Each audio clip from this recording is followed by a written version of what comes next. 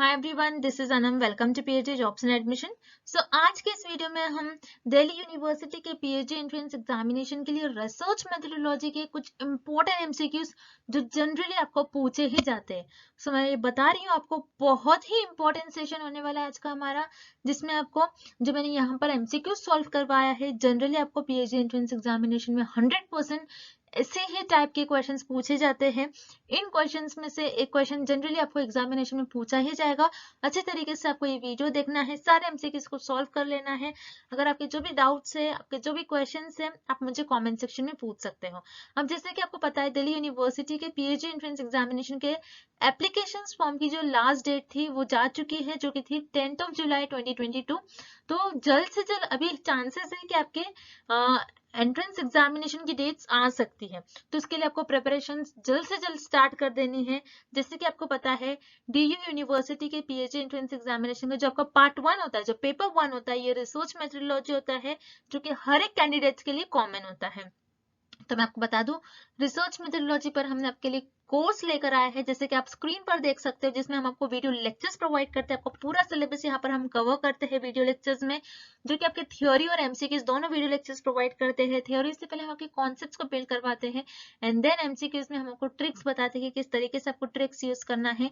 उसी तरीके से नोट्स हम आपको प्रोवाइड करते हैं, काफी सिंपलेस्ट लैंग्वेज में नोट्स आपके इंटरव्यू के लिए भी बहुत हेल्पफुल होने वाले हैं notes. Then mock test, total 10 mock test provide कर रहे हैं, तो उस तरीके से आपके 400 क्वेश्चंस हम मॉक टेस्ट में कवर करते हैं। And then finally 1500 plus MCQs revision PDF, जो कि आपका रिवीजन का काम करती है। तो मैं यहाँ पर आपको बता दूं, 100% गारंटी के साथ हम आपको ये कोर्स प्रोवाइड कर रहे हैं। आपको पास करने की रिस्पॉन्सिबिलिटी हमारी होगी, हम आपको पास करवाएंगे, हम आपको टाइम टू टाइम गाइड करते रहते हैं।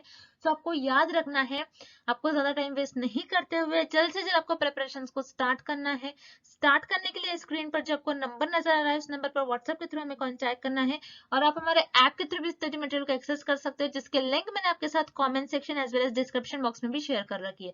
सो that's it, and let's begin with the video.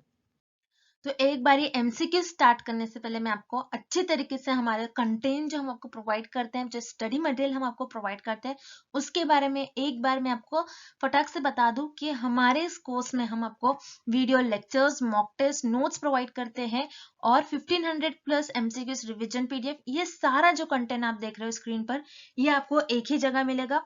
कई स्टूडेंट्स क्या करते हैं, इंटरनेट से स्टडी मटेरियल रिफर करते हैं। सो इंटरनेट पे जो लैंग्वेज यूज करी जाती है, बहुत डिफिकल्ट लैंग्वेज यूज करी जाती है, जिससे कि आपको समझ नहीं आता है क्या लिखा हुआ है, किस तरीके से ये जो कंटेंट है आपको किस तरीके से रीड करना है, कितना कंटेंट आपको फॉलो करना है। क्योंकि हम हमारे कोर्स में आपको बताते हैं आपको कितना स्टडी मटेरियल यूज करना है। बहुत ज्यादा भी नहीं आपको पढ़ना है, बहुत कम भी नहीं, आपको जितना सफिशिएंट है आपके स्टडी के लिए उतना आपको पढ़ना है। सो हमारे कोर्स में हम आपको गाइड करते रहते हैं कि किस तरीके से आपको किस टॉपिक पर ज्यादा फोकस रहना है, कहाँ से ज्यादा क्वेश्चंस आपको पूछे जा सकते हैं। ये सारी चीजें हमारे कोर्स में हम आपको बताते हैं। सो हमारा ये जो कोर्स है, हम आपको गारंटी के साथ कहते हैं कि हमारे इसी कोर्स से आपको एग्जाम में 30 से 35 क्वेश्चन डायरेक्टली पूछे जाएंगे। तो जल्द से जल्द आपको कोर्स को परचेस करना है। परचेस करने के लिए स्क्रीन पर ये जो नंबर नजर आ रहा है, इस पर व्हाट्सएप के थ्रू हमें कॉन्टैक्ट करना है। याद रखिएगा, नॉर्मल कॉल इस नंबर पर नहीं लगेगा, और आप हमारे इस ऐप के थ्रू भी स्टडी मटेरियल को एक्सेस कर सकते हो। सो ऐप को एक्सेस करने के लिंक मैंने आपके साथ डिस्क्रिप्शन बॉक्स में प्रोवाइड कर रखी है। So that's it, and let's begin with the MCQs. All the following are parametric test except, इस क्वेश्चन में हमें फाइंड आउट करना है कि पैरामेट्रिक टेस्ट का टाइप हमें किस ऑप्शन में गिवन नहीं है। सो पैरामेट्रिक टेस्ट, ये टर्म कहाँ से आया है? पैरामेट्रिक टेस्ट ये टर्म होता क्या है, हम इस डायग्राम के थ्रू समझते हैं। तो याद रखिए, हाइपोथेसिस को हम अपनी रिसर्च में टेस्ट करते हैं। हाइपोथेसिस एक टेंटेटिव स्टेटमेंट होता है जो रिसर्चर के अजम्पशंस और गेसेस पर बेस्ड होता है। तो रिसर्चर जब भी हाइपोथेसिस को टेस्ट करते हैं, तो सिर्फ और सिर्फ नल हाइपोथेसिस को टेस्ट करते हैं। नल हाइपोथेसिस को रिसर्चर जब टेस्ट करते हैं, उसमें हाइपोथेसिस टेस्टिंग का यूज करते हैं। सो हाइपोथेसिस टेस्टिंग का यूज करने के लिए रिसर्चर को स्टैटिस्टिकल टेस्ट का यूज करते हैं रिसर्चर। स्टैटिस्टिकल टेस्ट क्या होते हैं? स्टैटिस्टिकल टेस्ट आपके दो टाइप के टेस्ट होते हैं, जिसमें होते हैं आपका parametric test and non parametric test. Parametric test, so parametric test क्या होते हैं, जिसमें आप आपकी जो पॉपुलेशन है, पॉपुलेशन का जो डिस्ट्रीब्यूशन है, उसको नॉर्मल अज्यूम करते हैं। मतलब आपका जो पॉपुलेशन है, इसका डिस्ट्रीब्यूशन कुछ इस तरीके से है, मतलब ये नॉर्मल डिस्ट्रीब्यूशन है। सो पॉपुलेशन का डिस्ट्रीब्यूशन आप पैरामेट्रिक टेस्ट में नॉर्मल अज्यूम करते हैं। उसी तरीके से नॉन पैरामेट्रिक टेस्ट में आपका जो पॉपुलेशन है उसका डिस्ट्रीब्यूशन आप नॉर्मल अज्यूम नहीं करते हो। सो यही डिफरेंस होता है आपका parametric test and non parametric test. So parametric test के अंदर आपका आता है Z test, t test, F test and ANOVA test. So t test, ANOVA test ये दोनों आपके हो जाएंगे पैरामेट्रिक टेस्ट। तो t test and ANOVA test ये दोनों भी आपके पैरामेट्रिक टेस्ट हो जाएंगे। और नॉन पैरामेट्रिक टेस्ट में आपका क्या आता है chi square test, U test and H test. तो उसी तरीके से इस क्वेश्चन में हमें गिवन है मैन विटने यू टेस्ट। तो मैन विटने यू टेस्ट आपका नॉन पैरामेट्रिक टेस्ट में आता है। सो यहाँ पर आपका ऑप्शन सी करेक्ट हो जाएगा। मैन विटने यू टेस्ट आपका पैरामेट्रिक टेस्ट में के अंदर नहीं आता है, बल्कि ये आपका नॉन पैरामेट्रिक टेस्ट के अंदर आता है, जिसमें आपकी जो पॉपुलेशन है उसका डिस्ट्रीब्यूशन को नॉर्मल अज्यूम नहीं करते हो। सो ऑप्शन डी जो आपको गिवन है पियर्सन्स कोरिलेशन कोएफिशिएंट, ये ऑप्शन बस आपको कंफ्यूज करने के लिए गिवन है। सो पियर्सन्स कोरिलेशन कोएफिशिएंट क्या होता है, आपकी कोरिलेशनल रिसर्च में कोएफिशिएंट होता है जिसे हम कहते हैं कार्ल पियर्सन्स कोएफिशिएंट। सो कार्ल पियर्सन्स कोएफिशिएंट आपको बताता है आपके जो वेरिएबल से कैसे एक दूसरे से कोरिलेटेड है, क्या परफेक्ट पॉजिटिवली कोरिलेटेड है या फिर परफेक्ट नेगेटिवली कोरिलेटेड है। सो जो ऑप्शन डी आपको गिवन है, ऑप्शन डी का इस क्वेश्चन से कोई लेना देना नहीं है, बस आपको कंफ्यूज करने के लिए ये क्वेश्चन दिया गया है। सो आपका इस क्वेश्चन का करेक्ट ऑप्शन हो जाएगा option C Mann Whitney U test. Mann Whitney U test आपके नॉन पैरामेट्रिक टेस्ट के अंदर आता है और t test and ANOVA test ये आपके पैरामेट्रिक टेस्ट में आता है, जिसमें आप आपकी जो पॉपुलेशन है उसके डिस्ट्रीब्यूशन को नॉर्मल अज्यूम कर लेते हो। और मैन विटने यू टेस्ट ये आपके नॉन पैरामेट्रिक टेस्ट में आता है, जिसमें आप आपकी पॉपुलेशन का डिस्ट्रीब्यूशन को नॉर्मल अज्यूम नहीं करते हो। सो यहाँ पर आपका ऑप्शन सी करेक्ट हो जाएगा Mann Whitney U test. Next, measurement of salt tolerance in plant is a variable, which type of variable it is। सो यहाँ पर हमें एक क्वेश्चन दिया गया है, एक एग्जाम्पल दिया गया है बेसिकली, और उसे हमें पूछा गया है कि जो एग्जाम्पल हमें दिया गया है ये कौन सा वेरिएबल का एग्जाम्पल होगा। अब यहाँ पर प्लांट में सॉल्ट टॉलरेंस लेवल को मेजर किया जा रहा है कि प्लांट में कितना सॉल्ट टॉलरेंस लेवल है। सो उसको मेजर किया जा रहा है, तो यहाँ पर सॉल्ट टॉलरेंस ये एक वेरिएबल हो गया। अब ये जो वेरिएबल है कौन से टाइप का वेरिएबल है, क्या ये कोफाउंडिंग वेरिएबल है, लैटेंट वेरिएबल है या फिर मॉडरेटिंग वेरिएबल है, ये हमें पता करना है। सो याद रखिए प्लांट में सॉल्ट टॉलरेंस कितना है इसको हम बेसिकली प्रॉपर वे में मेजर नहीं कर सकते, क्योंकि सॉल्ट में टॉलरेंस लेवल मेजर करना इट्स वेरी डिफिकल्ट। तो ऐसी चीजें जिसको हम डायरेक्टली मेजर नहीं कर सकते हैं, डायरेक्टली याद रखिएगा, ऐसी चीजें जिसे हम डायरेक्टली मेजर नहीं कर सकते हैं उन वेरिएबल्स को कहते हैं लेटेंट वेरिएबल। सो इस क्वेश्चन का आपका राइट आंसर हो जाएगा option B latent variable. Latent variable ऐसे वेरिएबल होते हैं जिनको आप डायरेक्टली मेजर नहीं कर सकते हो, डायरेक्टली आप उसको आप थोड़ा बहुत उसको ऑब्जर्व तो कर सकते हो, लेकिन उसको डायरेक्टली आप चीजों को मेजर नहीं कर सकते हो, तो उसे हम कहते हैं लेटेंट वेरिएबल। उसी तरीके से जो रिमेनिंग ऑप्शन उन्हें भी हम देख लेते हैं। कोफाउंडिंग वेरिएबल, कोफाउंडिंग वेरिएबल क्या होते हैं, ये भी आपके एक्सट्रेनियस वेरिएबल की तरह होते हैं, जो कि आपके डिपेंडेंट वेरिएबल को अफेक्ट करते हैं और डिपेंडेंट वेरिएबल को हार्म करते हैं। और कोफाउंडिंग वेरिएबल से जो बायसनेस है ये बायसनेस को इंक्रीज करती है। सो यहाँ पर इस क्वेश्चन में हमें ऐसे रिलेटेड कुछ नहीं पूछ रहा है, सो यहाँ पर आपका ऑप्शन ए इनकरेक्ट हो जाएगा। उसी तरीके से option C moderating variable. Moderating variable क्या होते हैं, जो कि आपके independent variable and as well as dependent variable, ये दोनों भी वेरिएबल को हार्म करते हैं, इन दोनों भी वेरिएबल को अफेक्ट करते हैं, उसे हम कहते हैं मॉडरेटिंग वेरिएबल। सो यहाँ पर क्वेश्चन में हमें इंडिपेंडेंट और डिपेंडेंट वेरिएबल से क्वेश्चन नहीं पूछा गया है, बल्कि हमें एक ऐसा वेरिएबल दिया गया है जिसको हमें मेजर करना है, जिसे हम डायरेक्टली मेजर भी नहीं कर सकते। सो उसे हम कहते हैं लेटेंट वेरिएबल, ना कि मॉडरेटिंग वेरिएबल। तो इस क्वेश्चन का आपका ऑप्शन भी करेक्ट हो जाएगा। Next, what is the use of factorial analysis. इस क्वेश्चन में हमें पूछ रहा है कि फैक्टोरियल एनालिसिस का यूज क्या होता है। सो याद रखिए रिसर्च में एक टर्म होता है फैक्टोरियल एनालिसिस, जिसका मतलब होता है कि reduction of data. So factorial analysis, अगर आपके पास बहुत ज्यादा डेटा होगा रिसर्च में, तो जो अननेसेसरी डेटा होगा उसको रिड्यूस करने के लिए फैक्टोरियल एनालिसिस का यूज करा जाता है। अब मान लीजिए फॉर एग्जाम्पल मेरे पास बहुत ज्यादा डेटा है, बहुत ज्यादा वेरिएबल्स है, जैसे वेरिएबल ए, बी, सी, वेरिएबल डी, वेरिएबल ई, वेरिएबल एफ। अब मेरे पास इतने सारे वेरिएबल्स है, अब इतने सारे वेरिएबल्स पर मुझे फोकस करना, इनको ऑब्जर्व करना, इनको एनालाइज करना डिफिकल्ट हो जाएगा। अब रिसर्चर क्या करते हैं, जो ये वेरिएबल्स हमें दिए गए हैं ए से एफ तक, इन सारे वेरिएबल्स को रिसर्चर को एनालाइज करना मुश्किल होता है, तो रिसर्चर क्या करते हैं, इस डेटा को रिड्यूस करते जाते हैं और रिसर्चर ये पता लगाते हैं कौन से दो ऐसे वेरिएबल्स होंगे जिसकी वजह से ये सारे जो वेरिएबल्स एक दूसरे से लिंक्ड है और कनेक्टेड है। सो जैसे मैं यहाँ पर देखूंगी कि यहाँ पर जो वेरिएबल बी है और वेरिएबल डी है, ये दोनों एक ऐसे वेरिएबल्स है जिसकी वजह से ये सारे वेरिएबल्स एक दूसरे से लिंक्ड है, सारे वेरिएबल्स एक दूसरे से कनेक्ट है। सो रिसर्चर क्या करेंगे, जो अननेसेसरी डेटा है जो रिसर्चर को रिक्वायर्ड नहीं है, सो इन सारे डेटा को रिसर्चर मिनिमाइज कर देंगे, रिड्यूस कर देंगे, और जो वेरिएबल्स, जो दो वेरिएबल्स इंपॉर्टेंट है जिसको रिसर्चर को ऑब्जर्व करना चाहिए, एनालिसिस करना चाहिए, इन दो वेरिएबल्स को रिसर्चर चुन लेते हैं और उनको ऑब्जर्व करते हैं और एनालिसिस करते हैं। सो बेसिकली फैक्टोरियल एनालिसिस का मीनिंग क्या होता है और यूज क्या होता है कि रिसर्च में बहुत ज्यादा डेटा होने की वजह से रिसर्चर उन चीजों को, उन वेरिएबल्स को ऑब्जर्व नहीं कर पाते, एनालिसिस नहीं कर पाते, क्योंकि बहुत ज्यादा डेटा होने की वजह से रिसर्च जो होगी कॉम्प्लेक्स वे की तरफ चली जाएगी। सो इसलिए बहुत ज्यादा डेटा जब होता है, सो उस डेटा को रिड्यूस करने के लिए फैक्टोरियल एनालिसिस का यूज करा जाता है, और जो दो मेन वेरिएबल्स होते हैं उन दो वेरिएबल्स के बीच में रिलेशन को पता करा जाता है, उनके बीच में कैसा रिलेशनशिप है उसको अंडरस्टैंड करने के लिए फैक्टोरियल एनालिसिस का यूज करा जाता है। सो इस क्वेश्चन का आपका राइट आंसर हो जाएगा option C, to understand the relationship between two variables. Next, first statement, two-tailed hypothesis has rejection region on both sides. Second statement, one-tailed hypothesis has rejection on only one side. Which of the following statements are true?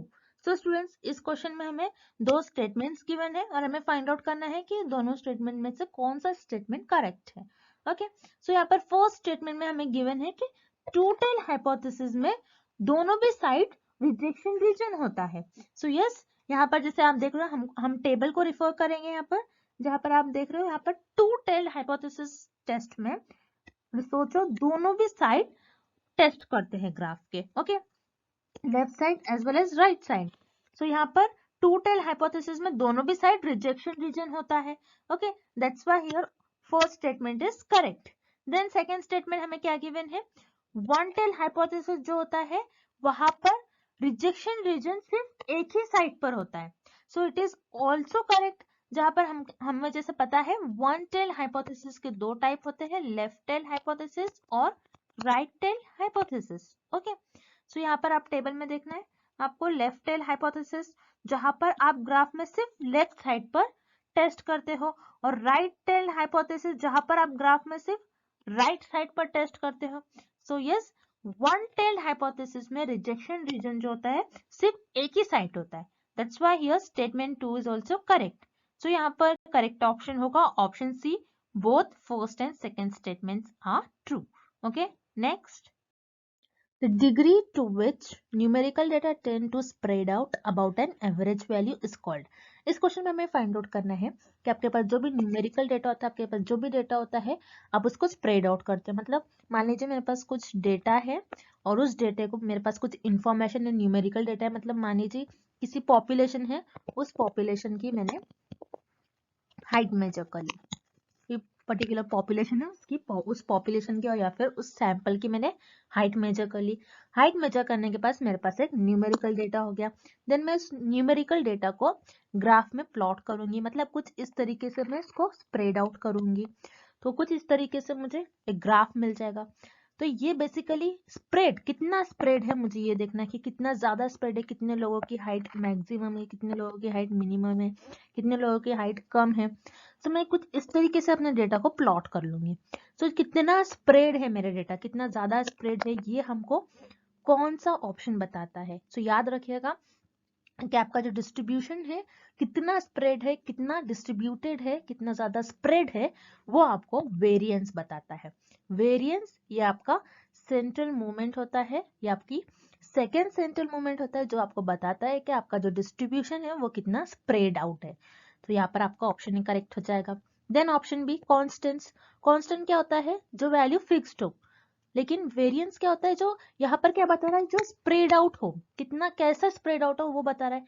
Constant तो हर बार constant रुकी हुई चीज को हम कहते हैं constant, तो obviously यहाँ पर आपका ऑप्शन भी इनकरेक्ट हो जाएगा।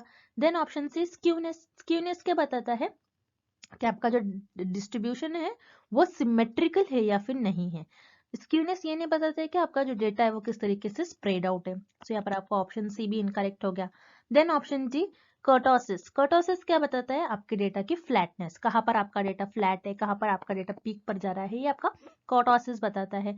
लेकिन कर्टोसिस ये नहीं बताता है कि आपका डेटा कितना स्प्रेड आउट है। सो यहाँ पर आपका ऑप्शन डी भी इनकरेक्ट हो जाएगा। सो आपका जो डेटा होता है वो कितना स्प्रेड आउट है, कितना कम स्प्रेड है, कितना ज्यादा स्प्रेड है, वो आपका बताता है वेरिएंस। सो यहाँ पर आपका करेक्ट ऑप्शन हो जाएगा variance, and this is the definition of variance. Next, following are the number of sold units of 15 products at a store: 12, 14, 15, 18, 19, 21, 21, 31, 32, 46, 53, 57, 58 and 59. What is the sum of the median and mode?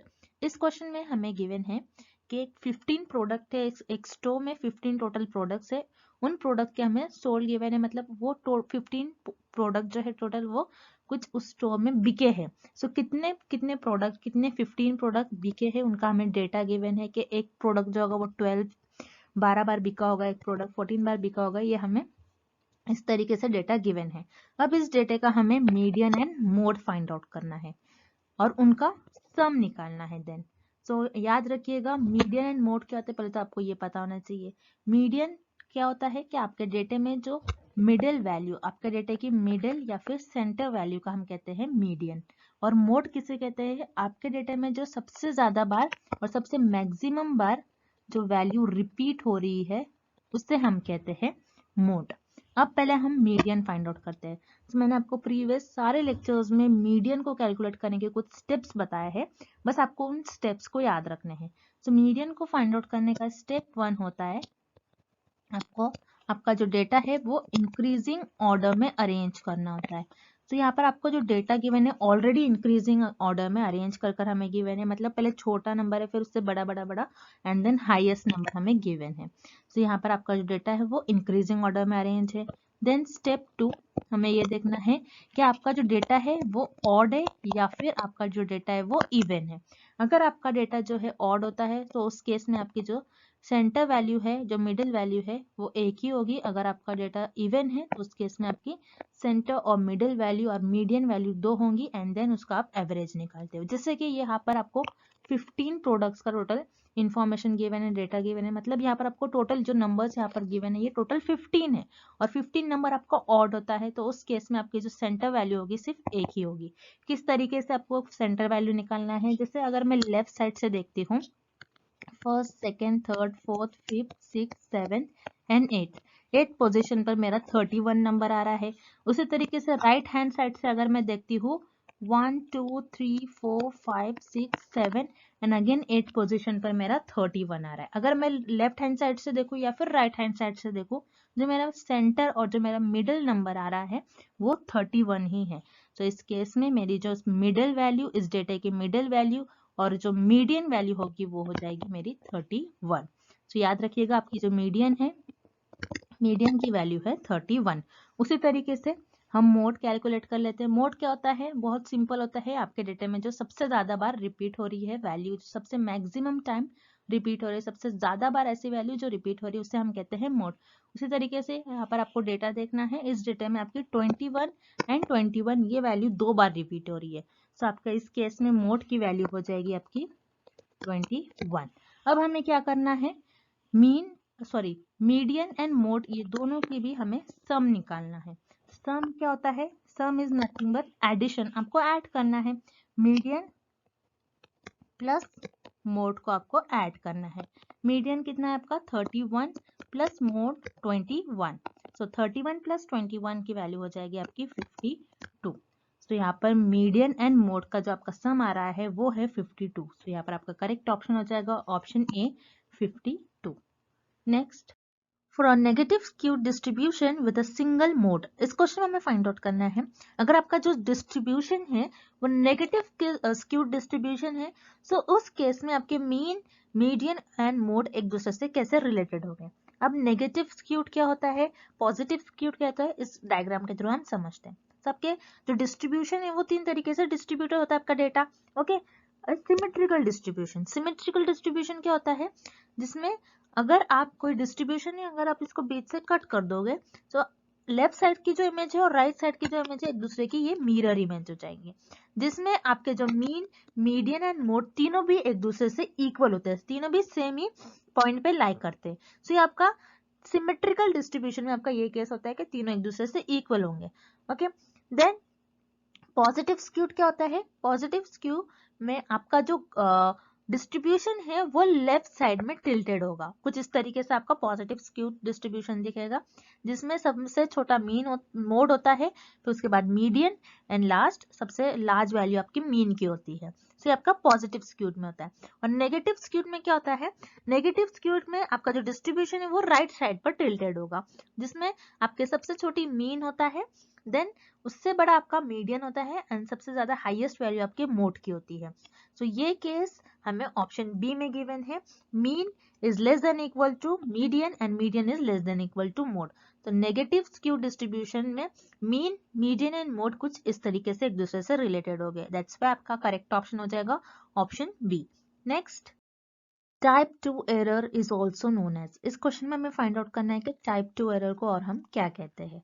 So type 2 error होता क्या है, किस तरीके से type 2 error ये term use में आया है, इस टर्म का मतलब क्या होता है आपको पहले तो ये पता होना चाहिए।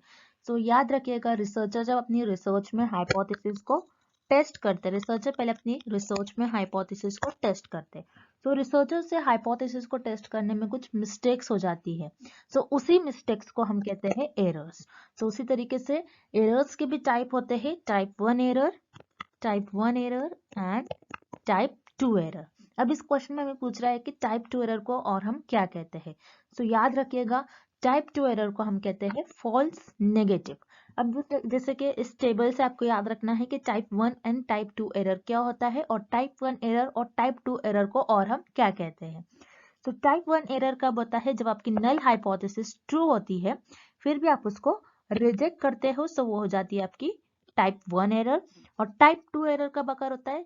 जब आपकी नल हाइपोथेसिस फॉल्स होती है, फॉल्स होने के बावजूद आप उसको एक्सेप्ट कर लेते हो, तब वो हो जाता है आपका type 2 error. Okay, clear? Then अब इस क्वेश्चन में हमें पूछ रहा है कि टाइप 2 एरर कब होता है, क्योंकि टाइप 2 एरर कब होता है? जब आपकी नल हाइपोथेसिस फॉल्स होती है फिर भी आप उसको एक्सेप्ट करते हो, तब होता है आपका टाइप 2 एरर।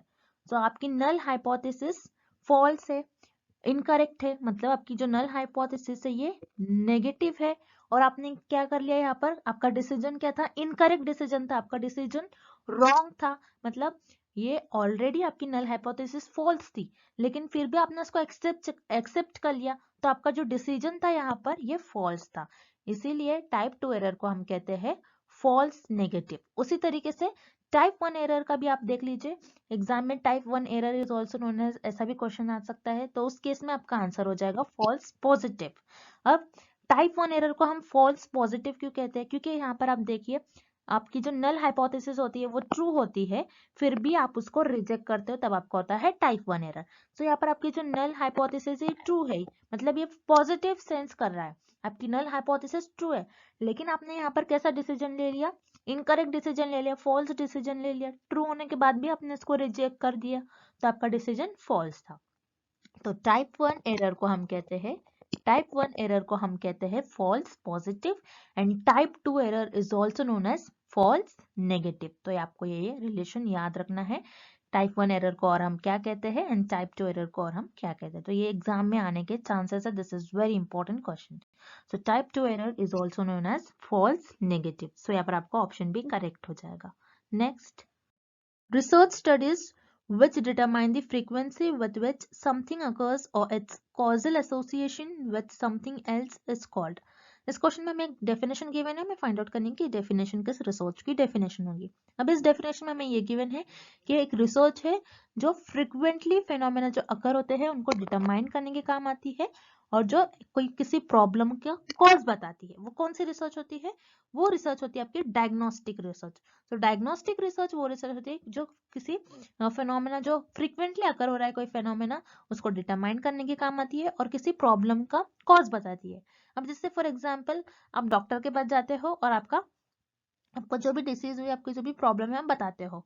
अब मान लीजिए आपने बताया स्टमक पेन है, तो डॉक्टर उसको देखेगा आपको और बताएगा कि ये किस वजह से हुई, उस प्रॉब्लम का डॉक्टर कॉज बताता है कि आपको कैसे हुई है ये प्रॉब्लम डिसीज, ये जो भी डिसीज हुई है वो किस वजह से हुई है, आपका स्टमक क्यों पेन हो रहा है। सो डायग्नोस्टिक वर्ड में ही डायग्नोस, किसी प्रॉब्लम को डायग्नोस करना, किसी प्रॉब्लम के अगेंस्ट किसी प्रॉब्लम का कॉज फाइंड आउट करना। सो ये डेफिनेशन होगी आपकी डायग्नोस्टिक रिसर्च की। देन यहाँ पर आपको ऑप्शन गिवन है फॉर्मुलेटिव रिसर्च। फॉर्मुलेटिव रिसर्च को रिमेंबर आप एक्सप्लोरेटरी रिसर्च भी कहते हैं। एक्सप्लोरेटरी रिसर्च में रिसर्चर किसी भी फेनोमेना को, किसी भी प्रॉब्लम को जो कि वेल डिफाइन नहीं है उसको डिफाइन करने की कोशिश करते हैं। यहाँ पर किसी प्रॉब्लम का कॉज रिसर्चर फाइंड नहीं करते, दैट्स व्हाई अगर आपका ऑप्शन ए इनकरेक्ट हो जाएगा। Then option B descriptive research. Descriptive research में किसी भी फेनोमेना को आप एज इट इज डिस्क्राइब करते हो, यहाँ पर आप किसी प्रॉब्लम का अगेन कोई कॉज फाइंड आउट नहीं करते हो। यहाँ पर आपका ऑप्शन बी भी इनकरेक्ट हो जाएगा। Then option D experimental research. Experimental research में आप cause and effect relationship find out करते हो between independent variable and dependent variable. So experimental research में किसी प्रॉब्लम का आप कॉज नहीं फाइंड आउट कर सकते हो, और किसी जो प्रॉब्लम हो रही है उसका किस वजह से प्रॉब्लम हो रही है ये भी आप एक्सपेरिमेंटल रिसर्च में नहीं फाइंड आउट करते हो। दैट्स व्हाई आपका ऑप्शन डी भी इनकरेक्ट हो जाएगा। देन यहाँ पर this is the definition of diagnostic research, यहाँ पर आपका ऑप्शन सी करेक्ट हो जाएगा। Next, in symmetrical distribution q3 minus q1 is equals to 20, median is equals to 15, q3 is equal to। इस क्वेश्चन में हमें q3 minus q1 की value given है विच इज 20, मीडियन की वैल्यू गिवन है 15 and q3 की value हमें find out करना है। सो ये क्या है q3 q1, सो ये होते हैं आपके क्वार्टाइल्स, ये आपके क्वार्टाइल्स होते हैं जो आपका जो डेटा होता है उसको 4 पार्ट्स में डिवाइड करते हैं, 4 इक्वल पार्ट्स में आपके डेटा को डिवाइड करते हैं, उससे हम कहते हैं क्वार्टाइल्स। क्वार्टाइल्स बेसिकली आपके डेटा को बताता है कि आपका डेटा किस तरीके से स्प्रेड है। जैसे कि इस डायग्राम में आपको देखना है ये आपका जो डिस्ट्रीब्यूशन है ये सिमेट्रिकल है। सिमेट्रिकल डिस्ट्रीब्यूशन में आपने क्या करा, क्वार्टाइल्स करते मतलब आपके डेटा को 4 पार्ट में आपने डिवाइड कर लिया। जैसे ये हो जाएगा आपका Q1, देन ये हो जाएगा आपका Q2 एंड ये हो जाएगा आपका Q3। तो इस तरीके से आपने आपके डेटा को 4 पार्ट्स में डिवाइड कर लिया। ये फर्स्ट पार्ट है, ये सेकंड, ये थर्ड एंड ये लास्ट इज फोर्थ। यस, इस तरीके से आपने 4 पार्ट्स में आपके डेटा को डिवाइड कर लिया, उससे हम कहते हैं क्वार्टाइल्स। देन अब यहाँ पर आप देख रहे हो Q1 का मतलब होता है कि आपका डेटा 25% इस रीजन में लाइक कर रहा है। Q3 का मतलब होता है कि आपका जो डेटा है वो 75% इस रीजन में लाइक कर रहा है। एंड Q2 का मतलब होता है आपका डेटा कुछ इस रीजन में लाइक कर रहा है। अब इस क्वेश्चन में हमें median and Q3 minus Q1 बस इतनी ही वैल्यूज गिवन है जो कि है 20 एंड 15। तो इस क्वेश्चन में हमें बस इन दोनों ही वैल्यू, ये दो ही वैल्यू गिवन है, मतलब इन दोनों के बीच में कुछ ना कुछ रिलेशन है। सो वो रिलेशन का आपका फॉर्मूला आपको याद होना चाहिए, जो होता है आपका इस रिलेशन का जो फॉर्मूला होता है वो होता है, दिस इज वेरी इंपॉर्टेंट, आपको फॉर्मूला याद रखना है।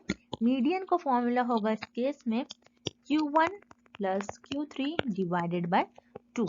तो Q1 प्लस Q3 हमें पता नहीं है, so Q1 plus Q3 divided by 2 as it is होगा। देन मीडियन हमें पता है विच इज 15।